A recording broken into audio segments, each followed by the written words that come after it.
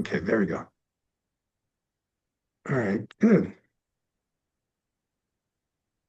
Sa chi bu ye ju xin me do da ri ra lin ji nian de gen ba di zang ye jing du mi de wai ki yo do gu nan da jing le zhi ba jo yi dong gu ru la na ma da la kam ne ye da ya mi yi dong gu ru la na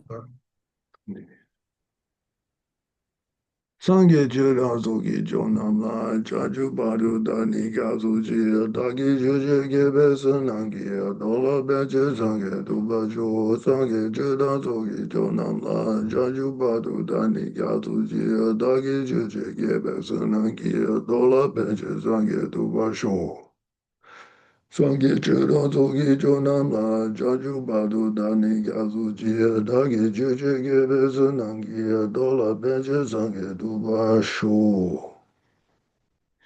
Okay. Okay. We've got a quorum.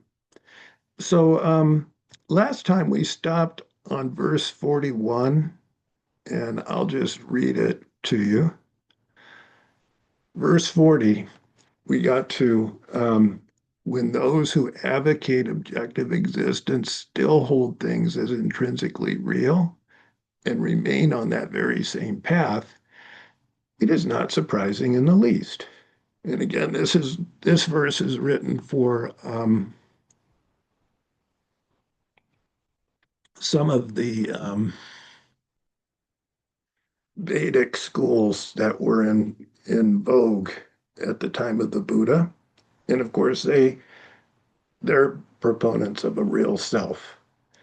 And so when you read those school systems, they believe in rebirth, a lot of them. There were a few schools, like there was a nihilist school that didn't believe that the mind continued at all, very similar to modern scientific materialism, where the body dies, the brain dies, they think the mind dies.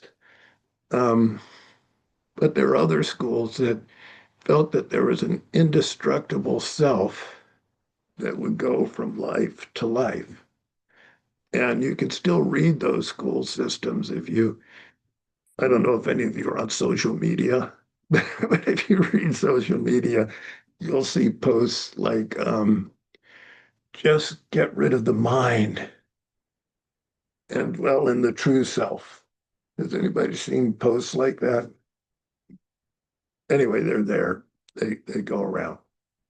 And so Nagarjuna, Nagarjuna is addressing those school systems that believe in a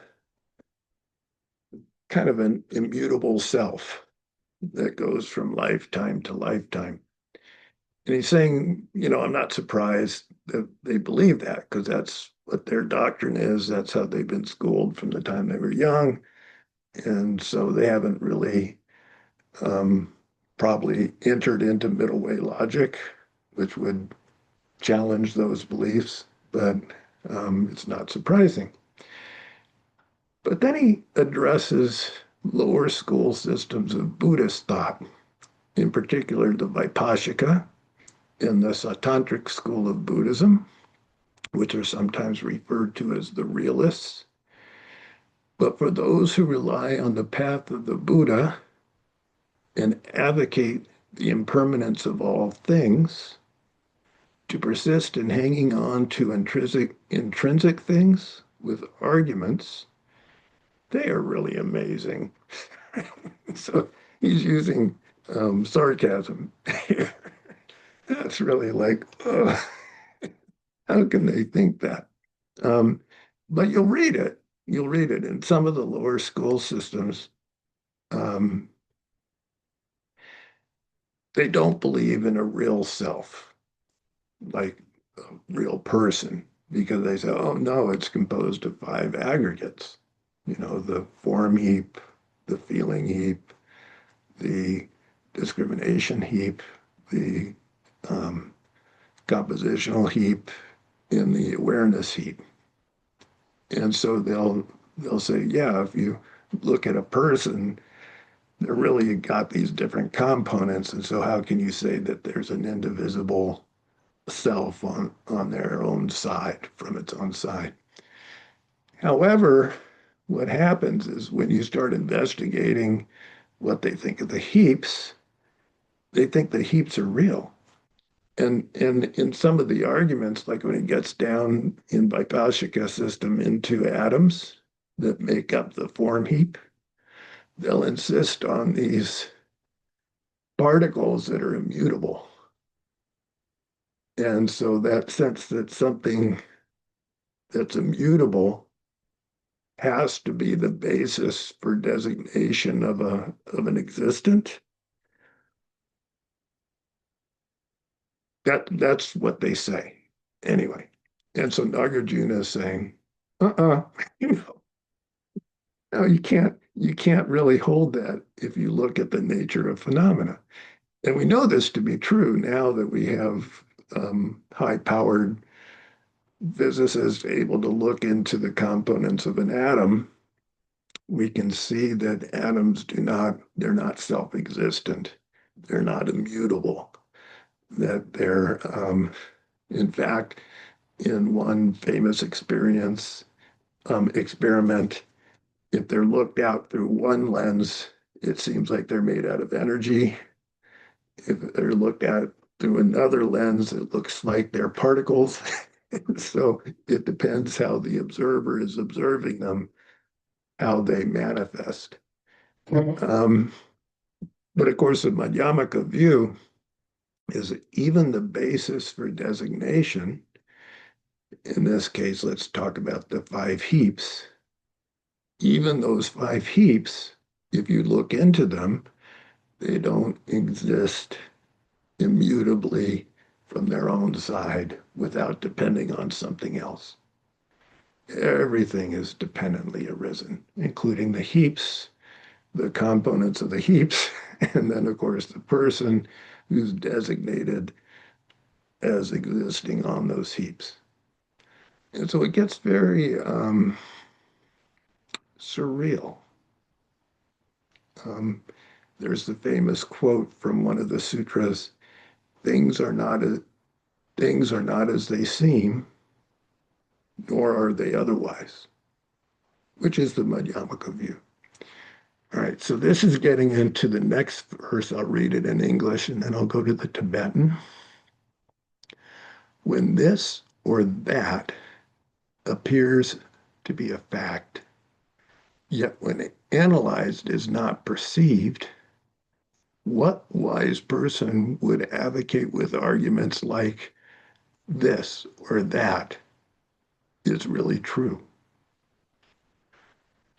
So let me bring up the Tibetan on this one.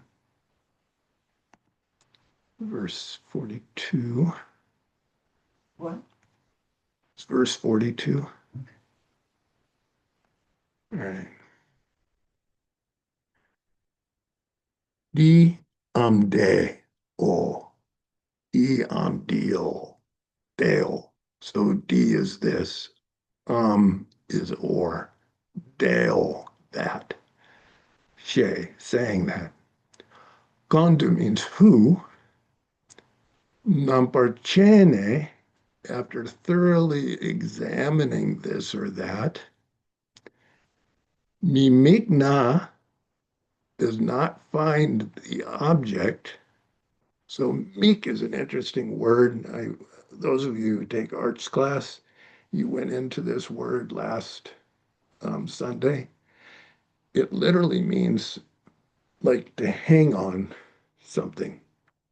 And it's only used for mental objects, the word meek. And it's usually translated as an object. So for our concepts to formulate, they have to hang on some object in the mind, whether it's from a sensory perception. Oh, I saw the chair, right? And so it's some image of the chair, and then we designate chair, and there's an object in the mind. So all of those mental objects, when you don't really examine them, they seem to exist on their own side. Yeah, there's a chair over there. Um, there's a cup of water here, this and that, right? It seems very objective. But when you stop and you start to analyze, so well, I'll do this instead of that. So if you look at my cup of water, right, I can feel it, I can sense it, I can drink it. It seems very real, right? However, um, when you look at the cup, those of you who are online, this is even easier, but those of you who are in person, you can do it too. What really is the cup? So I'm looking at Sharon and Paloma. Right now, it's an object to your eye consciousness, right? All of you online, it's an object of your eye consciousness being filtered through all sorts of different things through the ethos, through Wi-Fi, through all sorts of pixels, right? But it seems very real, doesn't it? And it's not that it's not here. Things are not what they seem, nor are they otherwise. So really, when you take apart your perception of this cup of water, what's what is it being filtered through?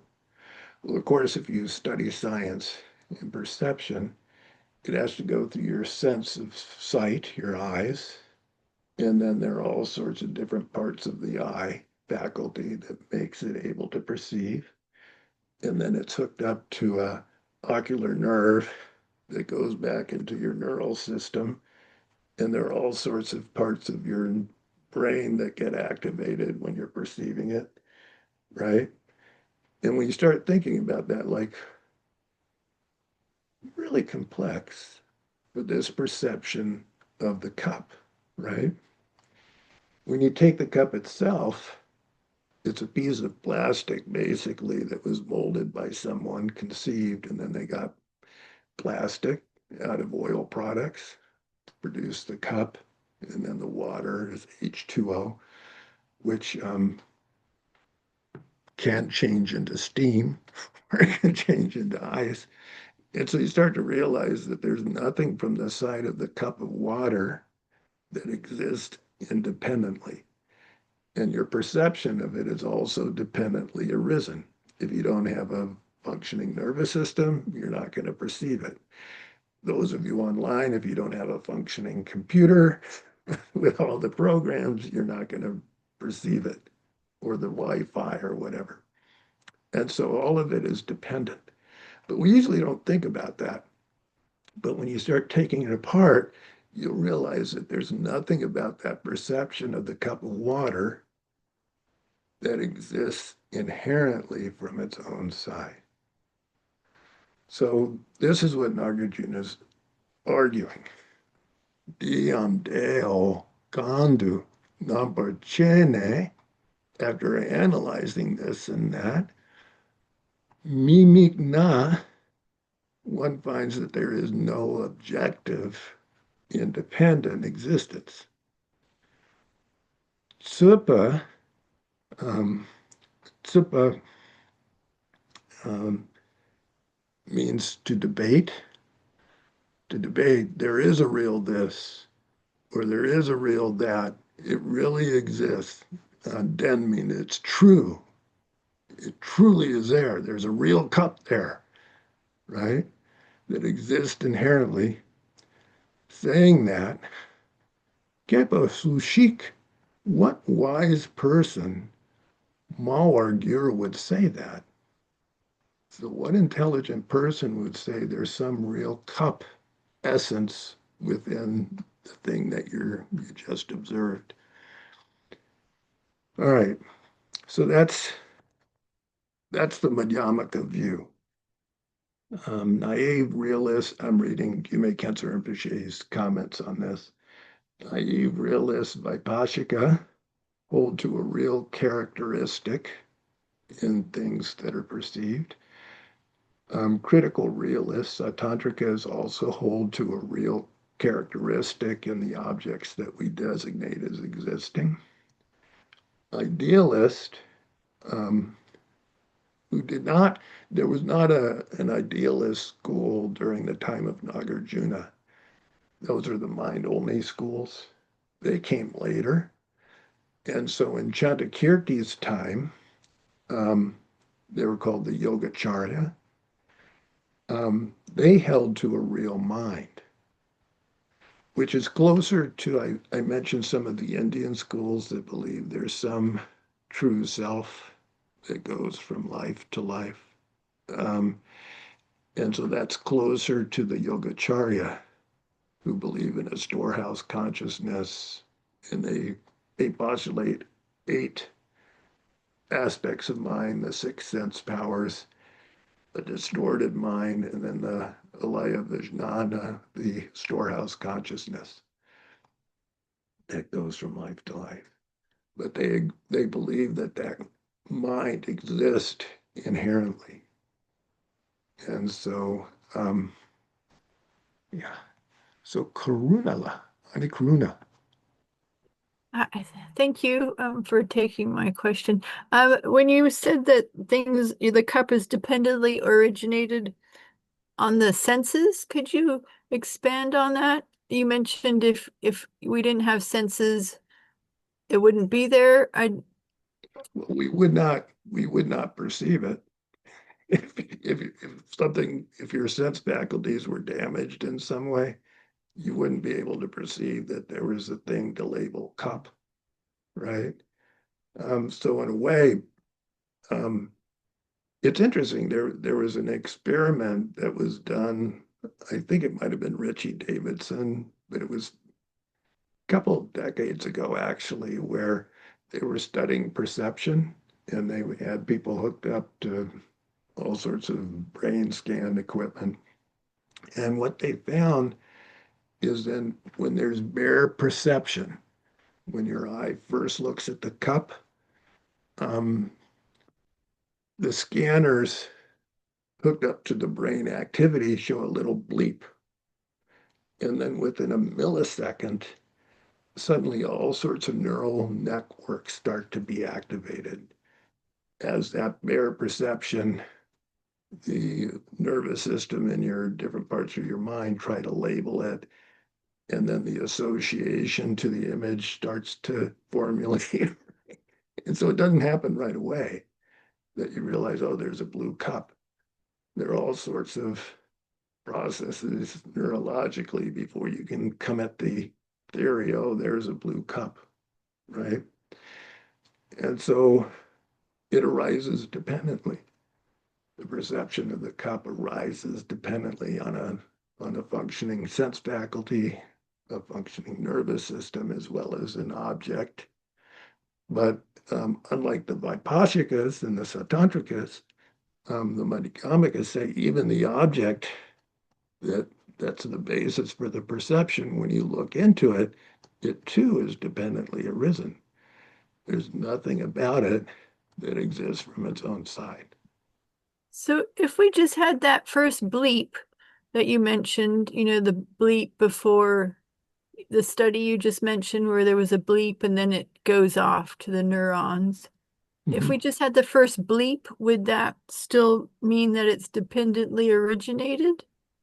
Yeah, Okay. because that leap to occur, it means that you have a functioning eye faculty Yeah.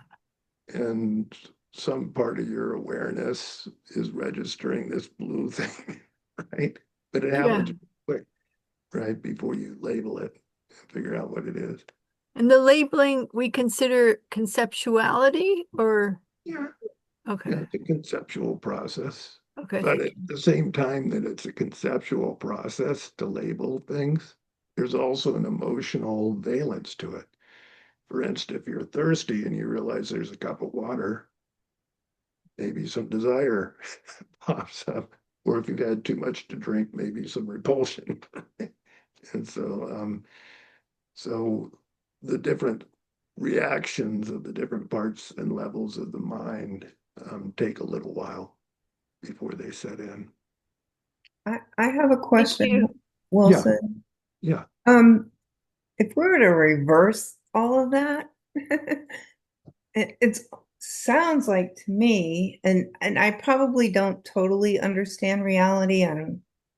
I guess if I did, I'd be a Buddha, but um if you reverse all of it, it's almost like without your body and all of your senses, there's no reality. Reality is just really based on your senses and your faculties and everything that you've built in your, well, for the lack of a better word, many minds that you have that function. There's a little bit of a difference between Western scientific schools and Buddhist schools on this. No, I get that. That's why I'm asking the question that I'm asking, because I've had lots of science classes. So, In the in the Buddhist, well, let me start, even though you have, let me start with my understanding of the okay, school. that's fair for Um, everybody. in the Western schools, the thought is if you don't have a functioning nervous system and you don't have functioning eye faculties, then you won't be able to perceive things. However, there's no real belief in a mind as a continuum.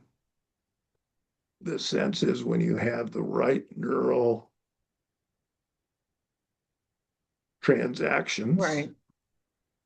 then there's the illusion of consciousness. And as soon as those intricate um, communications between your neurons cease, so does the consciousness in the mind.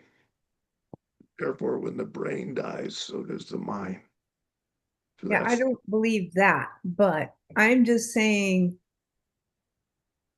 for what's around us and the things that we're experiencing now, um, if you were to reverse what you said, I mean, I believe we continue. I don't have any problems with that because that was something I've known since I was very little, even though that's not what I was taught. But yeah. um, I guess there's some fine line there that I'm missing when you Well, don't have a body and all the sensory. That's what yeah. where is that? What is that? You know? And so there are different explanations in the Buddhist schools about what happens to the mind when Right. the body that you're in starts to break apart. Um, Everything that you use to define yourself falls apart, It goes away, right? right? Um, However, in this school system, there's the belief of a subtle continuum of the mind that gets formed, shaped by your karma into what you're going to become.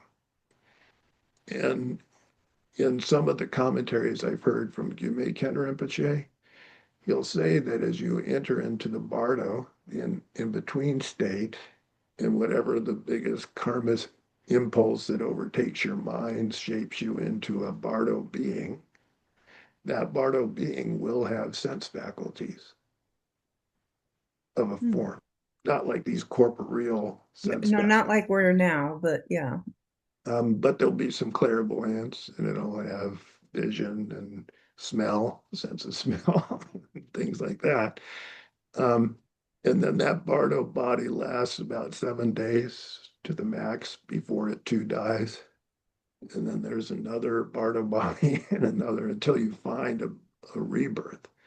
That's what ordinary beings. Um, but of course, in the Buddhist system, for beings on the path, they can use that to transform and develop a Buddha's body. And when that happens, then that's a form of body that's not limited like an ordinary being's body, because it's born not out of ignorance and afflictions, but it's born out of wisdom and it's born out of compassion. And so that's the whole goal. The path. How do I get one of Okay. those bodies? And That how was do a really good explanation. Thank you. Yes. sure. That brings up another question for me. Yeah. And this is my ignorance because I haven't had teachers that talk much about other realms, the form and formless realm. Mhm. How do formless beings survive? What I'd, do we yeah, know anything about what they perceive, or are they just pure consciousness? And in that case, there are is there different, perception? in the formless realm, what I've heard, there are four levels of the formless realm, and there are different levels of meditative absorption that are, yes, it's just mind, it's no physical form, right? But even this gets into the Vajrayana a little bit, but even mind, for it to function, there's a subtle lung or energy element to it. Um, but there's one, it's really interesting. I was hearing Art talk about this, and it's really fascinating to me because as I read some of the other schools of spirituality, it really has opened my eyes about some of the beliefs that you'll see out there in Indian spirituality. Apparently, one of the absorptions in the formless realm, somehow that particular practitioner tries to totally blot out their conceptual mind. And so they enter a state of non-conceptuality and non-knowing, and they can stay stuck there for eons, just basically blanked out with no awareness of anything. Um, and so when I read in some Indian spirituality, you want to go to no mind, get rid of the mind. I wonder if those practitioners are kind of heading into that absorption. Um, it's not considered particularly useful absorption among Buddhists because we want a mind that's both aware and wedded to wisdom. But there are, my understanding is those absorptions of the formless realm, where it's pretty much pure mind, um, they start out more in rapture, but then that's too gross. And so the practitioner wants to get to something more subtle. And then it goes beyond that. And then it goes beyond that. And then finally it reaches what's called the, um, oh, I'm going to get the names wrong. I don't have the names of the formless absorptions in front of me, but it gets to the kind of the peak of samsara, if you will. And then beings can stay there a long time, but when that karma runs out, then they drop back into lower realms of existence. And so in the form realm, just below the formless absorptions, there are also four levels of the form realm absorptions, but the beings in those realms do have a form of some kind. And then below that, in the desire realm, God realms, beings have form, but they still have desire. Whereas in the form realm absorptions, they've gone beyond desire. So that's my understanding. But the Buddhist um, goal is to get at least to the first of the form realm absorptions in terms of our ability to concentrate. And instead of concentrating on wanting to be a long life God or something like that, um, we want to wed that one point of concentration with the wisdom that Nagarjuna is talking about here so that we can dismantle self-grasping from its roots. When the self-grasping is dismantled, then karma breaks down. We're no longer creating karma. And then all of the links that come after ignorance and karma don't function. And we are free. And so free of that whole winding in and out of existence. So that's why understanding this is considered so important.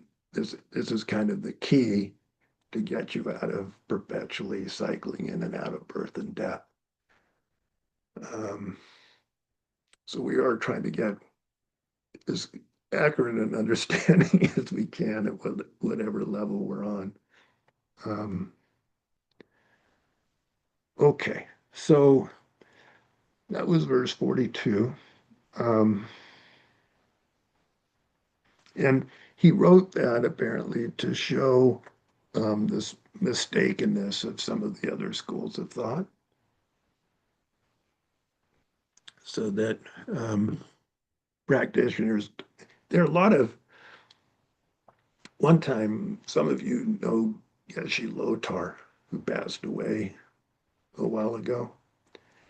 One time he was here and he stayed at our house with Geshe Jampa. He wanted to go see a shopping center. Remember, he wanted us to a mall, a shopping mall. And so we took him to Fair Oaks Mall. And we were walking around the mall with him and the two Jampas. And he kept looking at him. He said, "This is exactly like the Bardo." You know, and everybody's walking and they're looking in the stores, which one am I going to go into? And he said, "That's exactly how it is in the Bardo." Like beings are kind of shopping for what kind of body they're going to take and walking around kind of in a daze, you know, looking at what kind of body they're going to take. And that's what we've done apparently from beginningless time. And so what this logic is trying to do is to get us to stop shopping for that kind of existence and instead maybe go out of the mall, not stay there. So anyway, but to do that, you have to get rid of the mistaken views that are going to draw you back into existence. There are a lot of wrong doors that we could enter. So the 43rd verse in English, I'll go back to the English.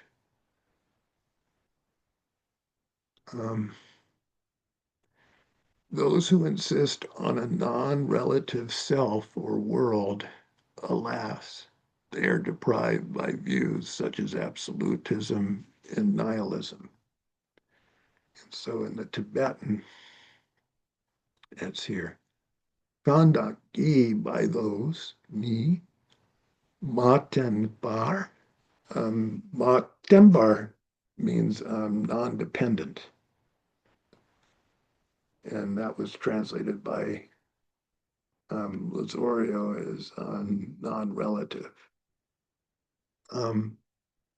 Dak is self, gam or, and or. Jikten means world.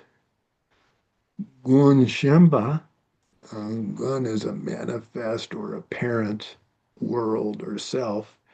Shemba means to cling to that view of a real self or a real world. Dedak, those beings. Gyama is the word alas. It's a expression of kind of sadness, compassionate sadness, that beings are stuck in those views. Tak means permanence. Mitak means impermanence, but it can also mean tak can mean permanence and mitak can mean impermanence, but it also can mean absolutism and nihilism. Dakta and metta or jeta. So those are two extremes in the view. So when I hold up the cup, you say it exists or it doesn't exist. What will you say? It exists, but not what I perceive it to be. A Madhyamaka answer. Things are not what they seem, nor are they otherwise. And he's going to go deeper into this. He gets really beautiful in the next few stanzas as he starts teasing this apart. Um, so believers in real independent self and world, mostly non-Buddhist, include the Samkhya school and other schools, including materialists. Um, they believe that the world and the five heaps are permanent if they manifest. Alas is a Sanskrit for like aho.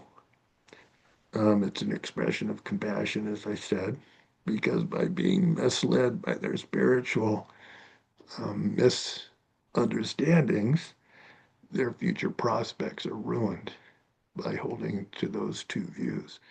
So, in lower schools of Buddhism, for instance, as long as you have the aggregates, you're considered in samsara. When you destroy the aggregates, then that's nirvana.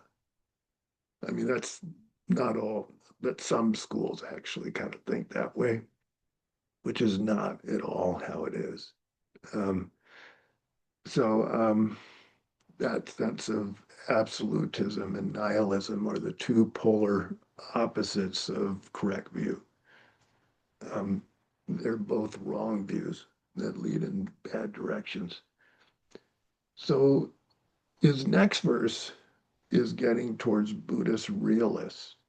Those are the lower schools who think that the self that's designated on the five aggregates is untrue, but they think that the aggregates themselves have some kind of nature to them.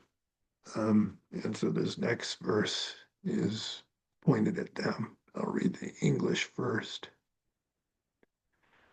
Claiming that dependent things are established in reality, how could they not develop flawed views, such as absolutism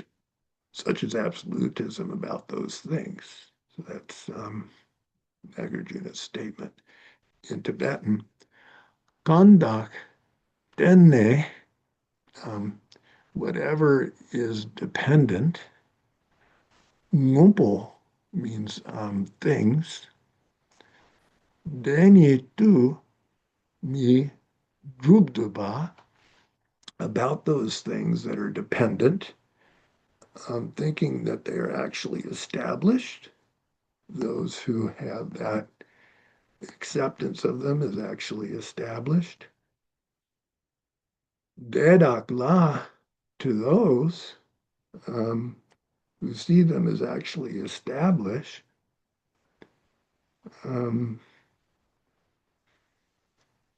Yang means also. Tak sok gyun, they develop, gyun is flaws. They develop the flaws of absolutism or permanence and so forth.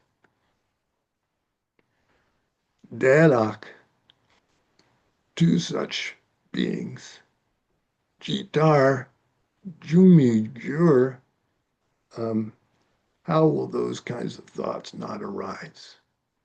So this gets really subtle. In your meditations, when you're meditating on emptiness, independent arising, I mentioned that word mikpa, which means to hang on to some sign, some object, right? When you're meditating, the key to being able to meditate on emptiness of the self is to first arrive at how am I viewing myself? And so you have to get, it's called the gotcha. You have to get the object of refutation in your mind before you can really meditate on its emptiness. I told you the story when Sarma Rinpoche was teaching the Heart Sutra, and I was holding the door for him, and he hid out of everybody's sight, and he made a teasing face, kind of putting me down, and I was really hurt. And then we started the teaching, and as he was teaching the four levels of refuting self nature, I was looking at this hurt self inside me, and I realized that he had mocked me on purpose And then he was teaching exactly, so I would look at it and see that it wasn't really there. And as I realized that, I looked up and he was looking right at me. And then he looked over at Art and he said, so close.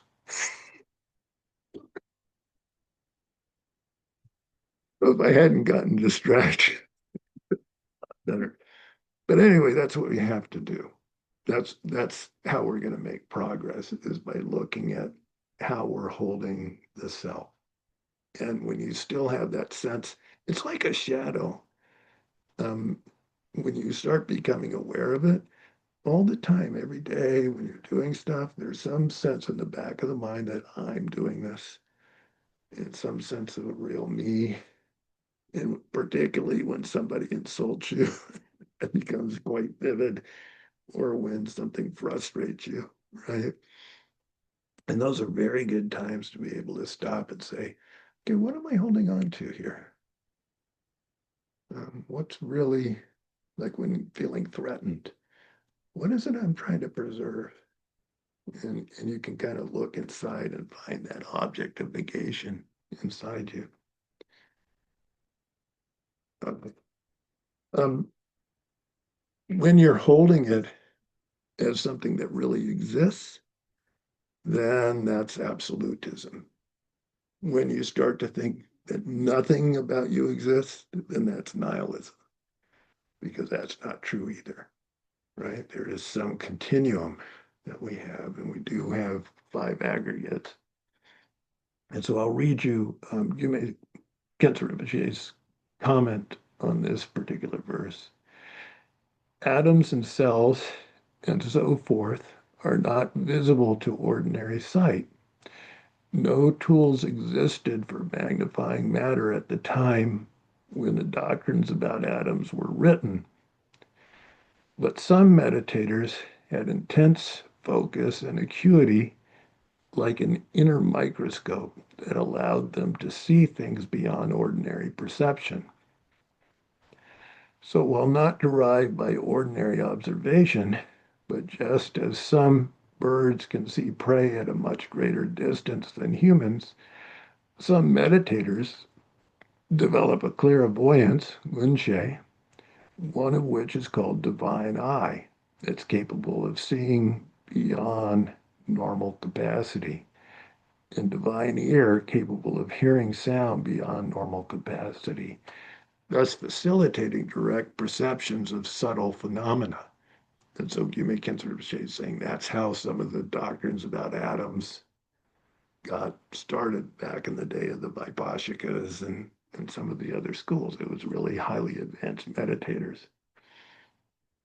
When Madhyamikans and realists use the word self-existent, there's a slightly different connotation.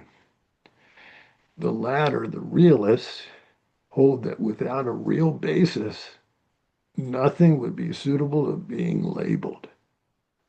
So that's a really key understanding for the lower schools.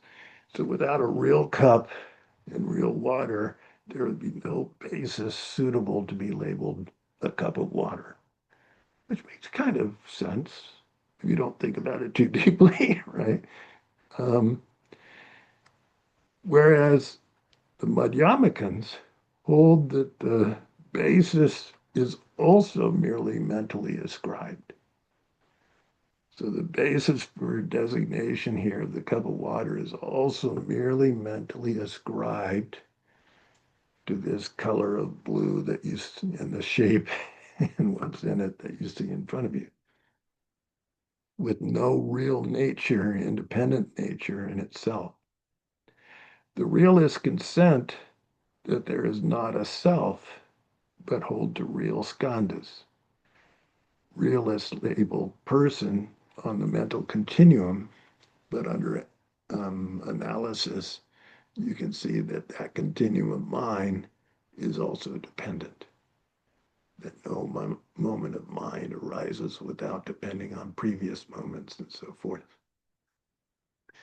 All right, which brings us to 3 more verses that Nagarjuna composed. to show how somebody with that realist point of view, that there's a real basis that must be there for something to exist or be labeled, that viewpoint blocks them from liberation if they're holding that particular view due to the wrong views. And so that was the past three views, verses. That's his purpose. But the current verse 45, he wrote for showing the benefits of middle way view. I'll read it in English first. Okay. Those who accept dependent things as being like, oh, this is the most beautiful verse. So glad we got here. Those who accept dependent things as being like the moon and water, neither intrinsically real nor unreal, are not deprived by addictive views. What a beautiful image. So a moon reflected in water. Gandak, I'll go to the Tibetan.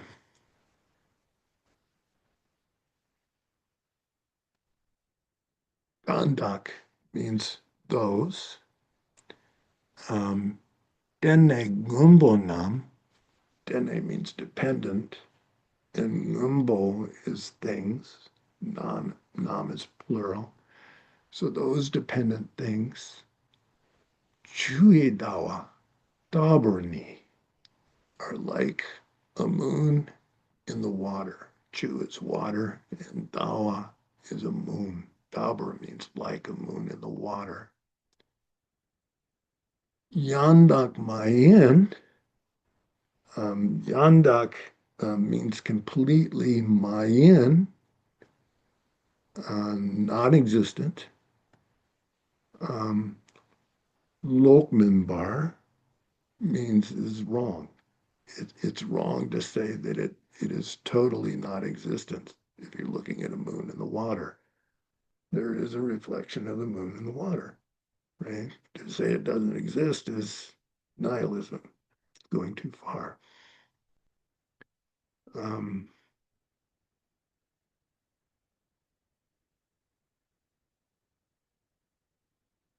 Gupa means accepting it, dedakte, mitrok.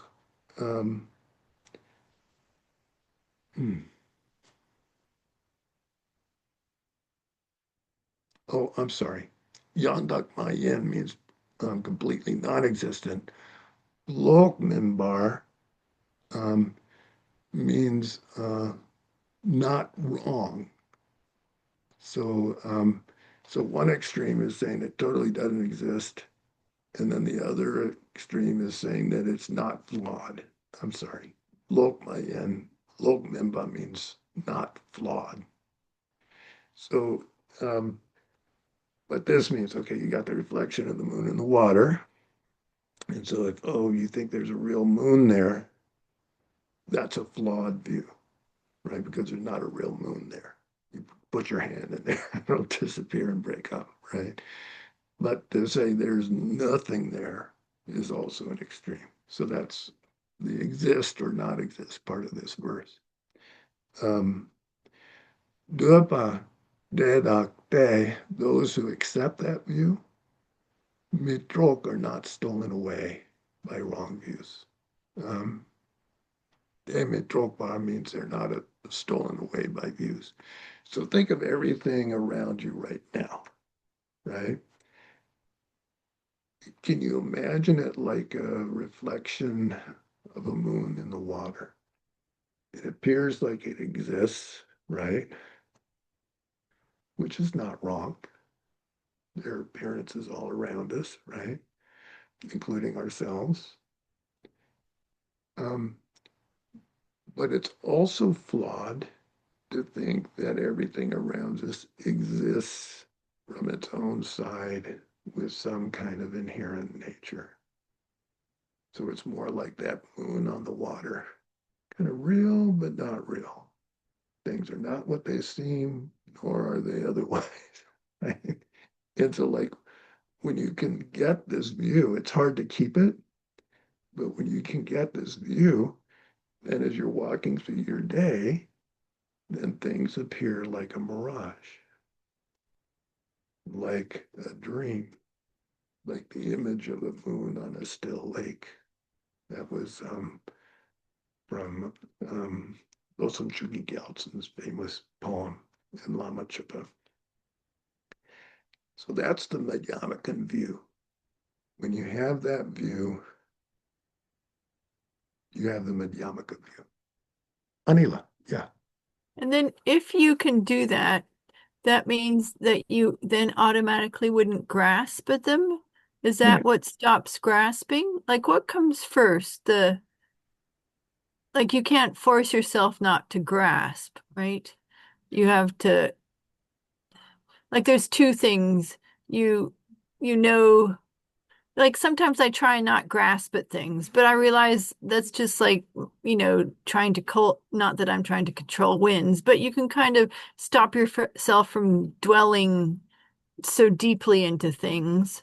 But that's not really, a mental, that's not where we want to get. But you're saying that once you understand things aren't inherently existent, you just don't want to dwell in things, or it just stops naturally, or I think usually the starting place is to start with that misconception about the self.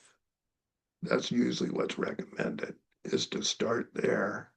And then, because if you can see the unreality of that, then you can start to think about the unreality of phenomena. And then you start to realize there's really nothing to grasp on to, right? And so that me that goes through the day experiencing pleasures and pains and whatever that sense of me is experiencing, when you start to be able to see it like your shadow that's always kind of there at some level of the psyche, and you can see that it's not real, then let's say somebody insults you and you get all upset. It's kind of entertaining. It's kind of humorous to see that misconception of me get, and you can kind of look at it and kind of go, yeah, well, you're not really there. I don't know why you're so upset. You know, it's just like an image that you're projecting onto your constantly changing aggregates. And so then it's easier, for instance, to say, oh, well, by getting this insult, I'm burning off some bad karma from something I did in the past. And instead of getting stuck there on that mipa, that internal image of the wounded self, one can let go of that and then move forward. So I think that's probably the best place to start. But it then it seems, also goes, yeah, sorry. no, go ahead.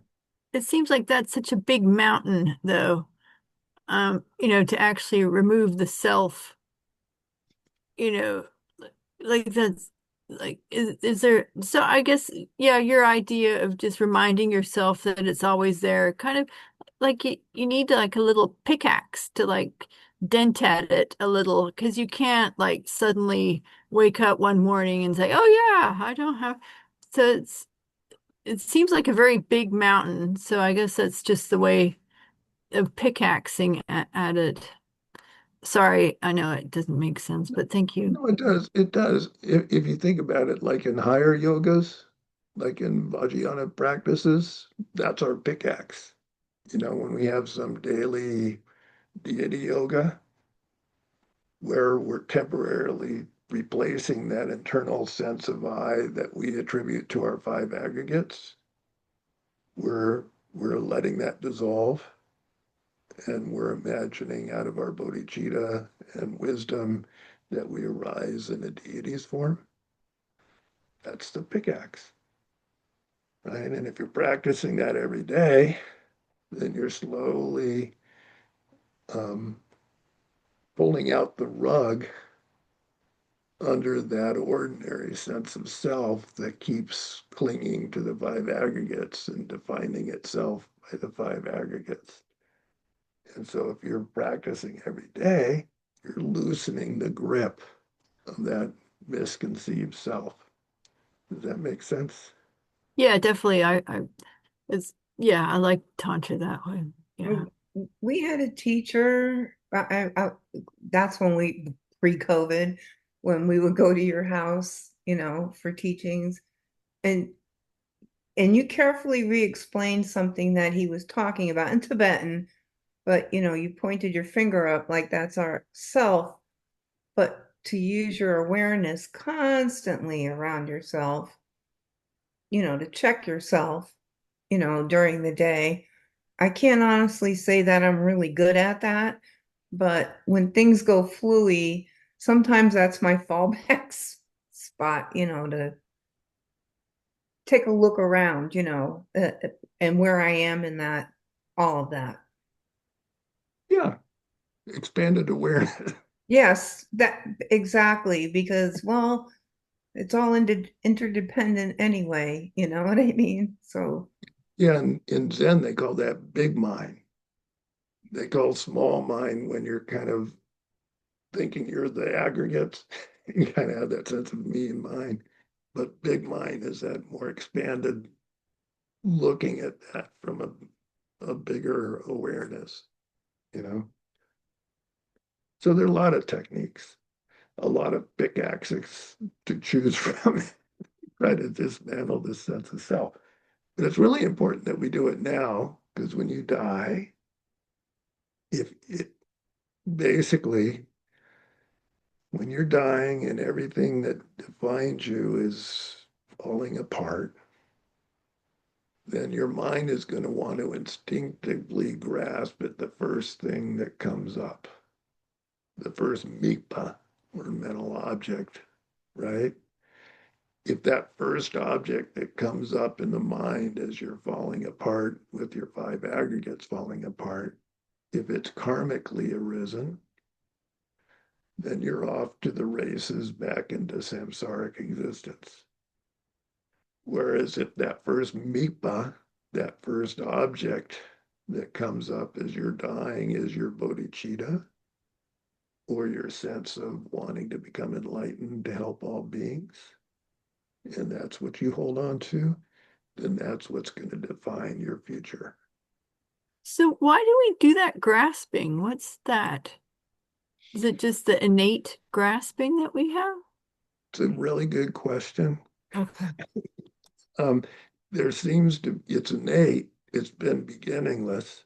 Um, the first Panchen Lama wrote a really interesting text, and it's a debate between ignorance and wisdom.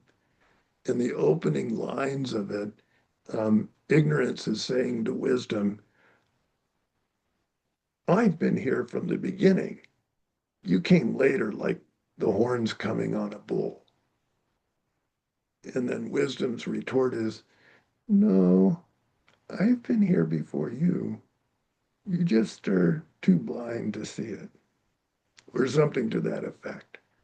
And so our wisdom mind, from the very beginning of existence, there's no beginning, but beginninglessly, there's never been a time in our continuum when anything about us has been inherently arisen. We've always been dependent origination. That's always how it's been. But that primordial ignorance is always grasped to whatever sign of a self there is and misconstrued it as consisting of a real me. And that's how the cycle of birth and death is driven. Um, so what we're trying now to do is dismantle that primordial grasping at a self, right? If we can do it, we can free ourselves. So we're no longer cycling. Big job, big job. But this is the cure. Nagarjuna is giving us the cure, if we can get that awareness. Okay, so again, I think that image of the moon and the still lake really summarize it really well. So there are three aspects of the middle way of Madhyamaka. One is the fundamental of the middle, which is the condition of lacking self-nature, yet appearing relatively. I'll say that's kind of the fundamental building block of the middle way view. We lack any self-nature because we're totally dependently arisen, yet there's an appearance relatively. John DeKirti summed it up by saying, when there's a sense of me, then comes a sense of mine. From this sense of me and mine, all the different afflictions arise. So if we can stop that first hanging our hat on whatever object appears in the mind of a self and taking it as real, then we break down that process of me, mine. Let me ask you this. Who really owns the universe? I mean, if you look at the world, how many deeds are there cutting up the world into little units that people will say, this is my territory, I own it, I bought it. Is that really true? Can anybody really own anything? No, that's conventional reality. That's not, you know, as Bobby said, that's the appearance of it, not Yeah, as it truly exists, right? right. Yeah, even the land barons, the land that they're sitting on was owned by many people and will be owned by many after they're gone, and nobody really can hold on to anything, right? Because once we go, you can't take it with you. And so it gets redefined by whoever grasps at it next. Similarly, when we're born, when we take rebirth, and we've been really lucky to be born a human, somewhere along the line, somebody called us a name enough that we started thinking that's who I am. I'm Wilson, or I'm Sharon, or I'm right. And then we took the aggregates that we had as constituting who we were, and then we defined ourselves around the name and the aggregates. And then as we grew up, that got more and more solid in our mind. But at the very, very beginning of that, we were a little protoplasm. There are so many variables that we were dependent on, and we've never stopped being dependent on all sorts of things for those aggregates to continue, right? I know it's uncomfortable to think about, but we're all really very fragile ecosystems that are totally dependent on many causes and conditions to go forward. That's our real state. We don't like to think about it, again, because it's a little scary, but that's how we really are.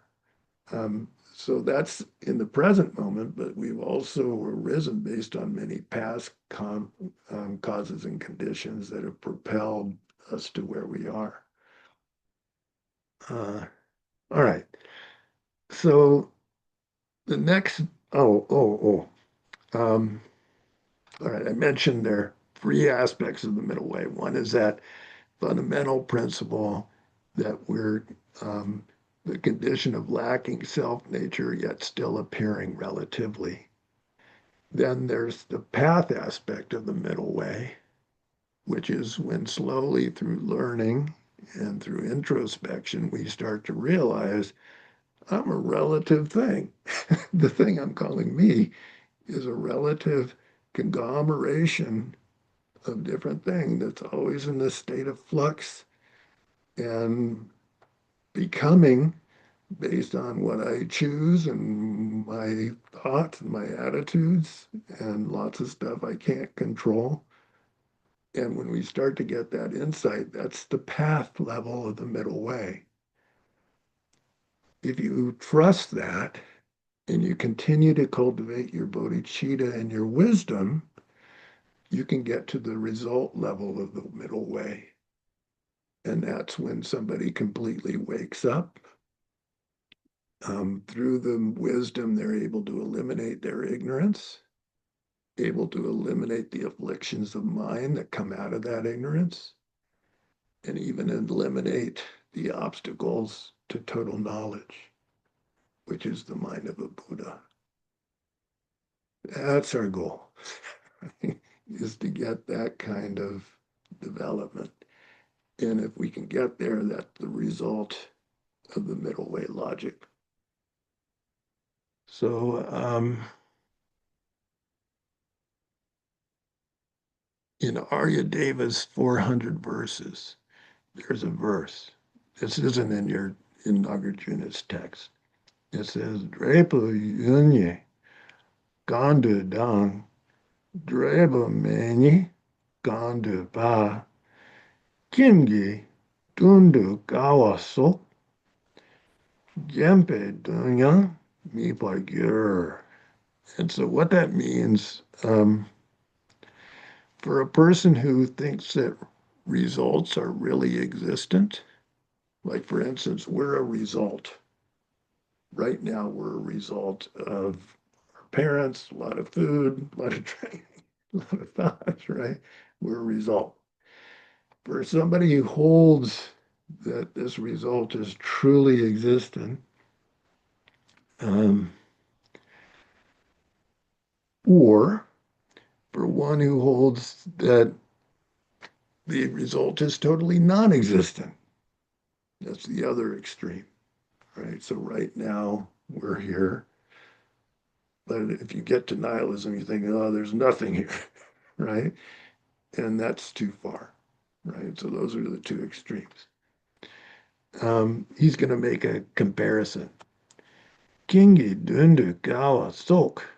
For the purpose of a house, one puts in pillars and so forth to make a house, right?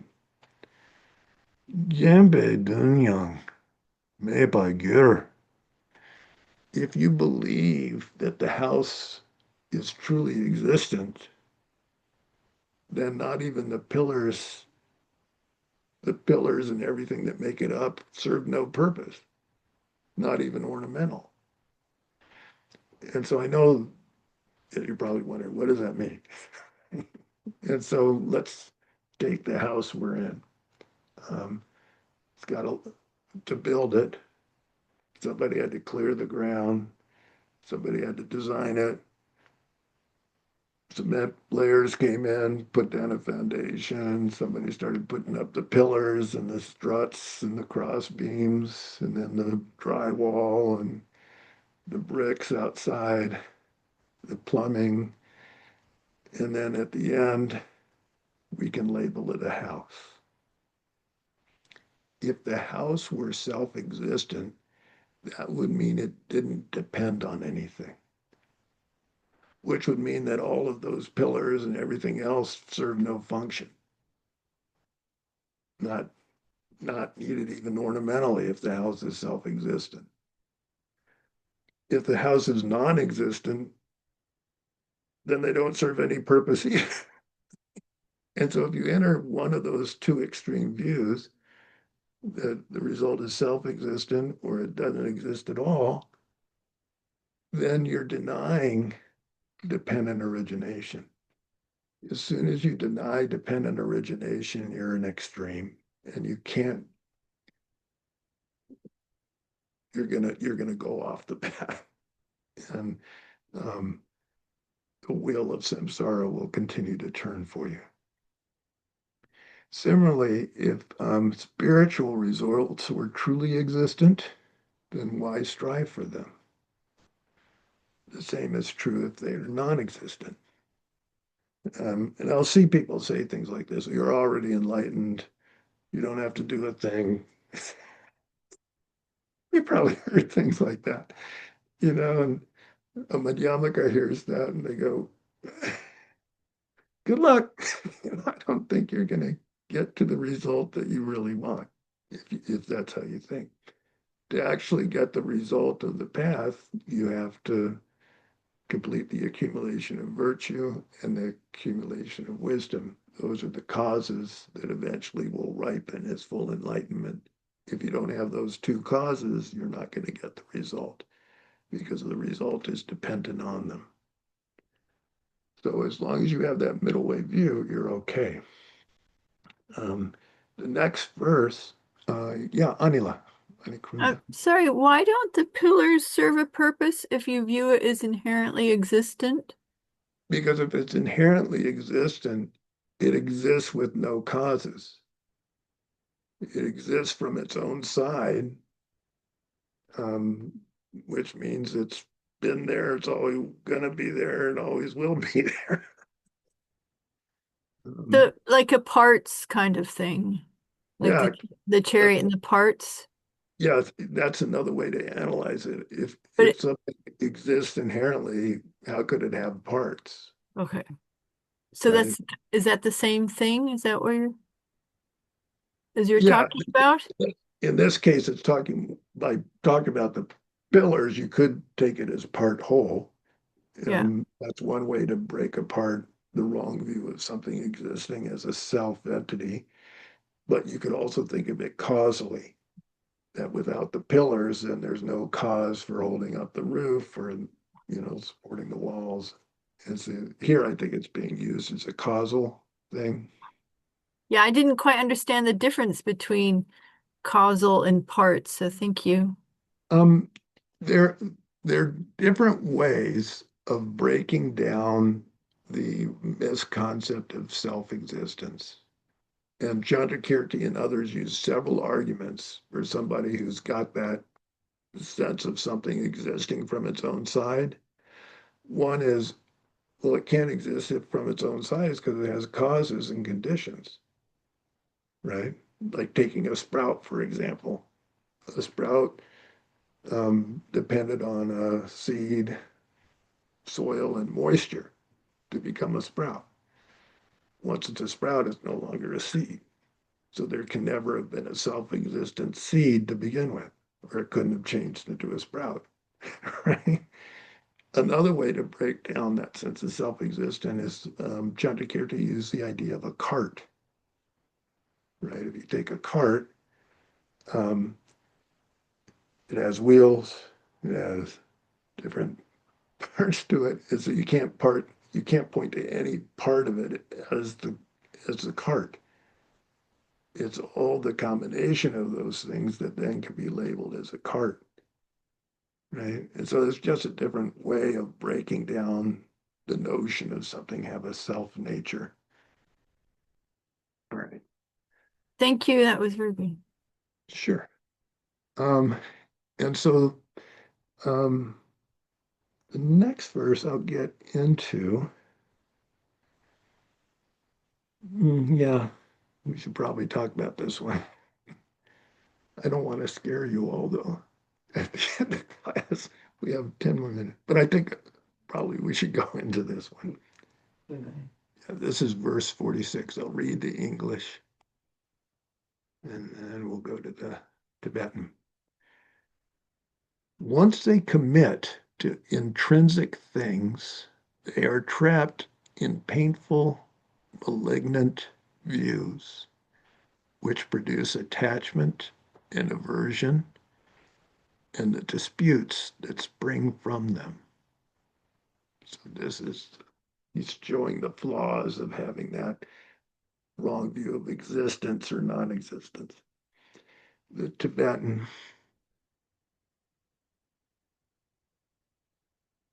over on this side, Lumpur, that's things, something that exists, entities. Galen means accepting those entities, so that could be anything, our bodies, our selves, our things in your house or around you. Yuna, if we exist in it as truly existing, Döchak, from that, desire, Döchak, Xiedan, hatred, Juanyi, come. So I mentioned Chatagirti's verse. When there's a thought of me, then comes the thought of mine. And from that, all the different afflictions arise. So think about it. How long have you worked and labored to get a place to call my home? And enough to buy food to eat and to have warmth in the winter and cool in the summer. Who here does not have that? Well, even if we didn't, if we were homeless, we would try to get a cart or something to carry a few belongings. We'd try to get something to sleep under if we could, right? And that would be very important to us, wouldn't it? So when there's that sense of real existence, there's that holding to whatever supports our existence as mine, and clinging happens, right? Desire. And then what happens if something or someone threatens what we hold as me and mine? Anybody? Whatever. Pretty natural, isn't it? Well, in my former life, being this one, early on, I know there were times that I would get defensive of things that, you know, well, even having children, you get, you know what I mean? You're very attached and you don't want them harmed. And, so, I could use other examples, but I think that's a good one. It is. That's my child. How dare you do something, right? And so the more that sense of me and mine, the more it's solid and the more it grows, then the more we're going to be triggered into clinging or anger or jealousy or pride or whatever the affliction is. And so that's kind of our condition. We can't really help it. Dao Mise means those Dao are viewpoints of existence, non-existent. Means Mise means unbearable, horrible. Why Mise? Because they lead to suffering, don't they? If something happens to what we consider me and mine, we suffer. And not only do we suffer temporarily, but think of all the negative karma we create as we try to ward off whatever dangers we perceive to me and mine. So a lot of bad karma is created as we try to protect it, but then also there's suffering as things threaten it. Marun means unsuitable. And well, first, let me say, you've all heard the self-cherishing mind, where we cling to me is the most important thing. If all the people on the earth right now rose up against us, the worst they could do would take this life. But the self-cherishing mind has thrown us into hells and animal lives and terrible states of existence countless times,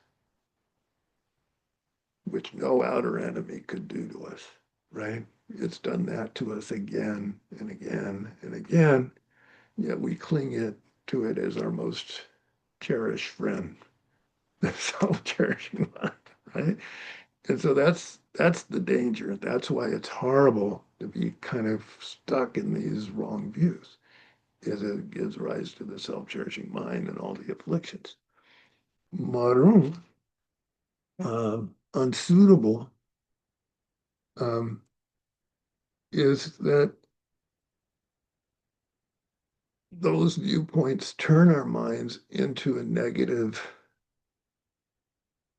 unworkable direction. You can see this as you meet people who are very materialistic and their only concern is amassing a fortune for themselves and they want power and they want total greed and people are just objects to manipulate and hurt, right? We look at them, it's like they're a monster, right? And that's what those wrong views do. They turn us into like a monster where we're only hurting other people as well as ourselves all the time. Jung, last word. Um,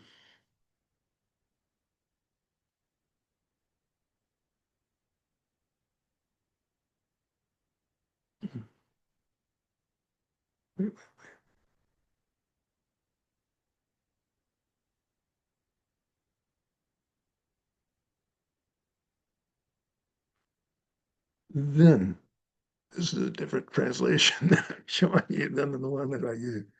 Zen um, or Jung. Um,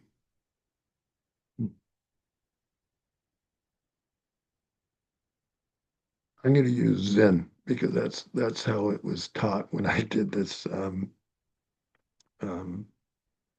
when I took my notes with Jimmy Kentzer Rinpoche, that means to hold.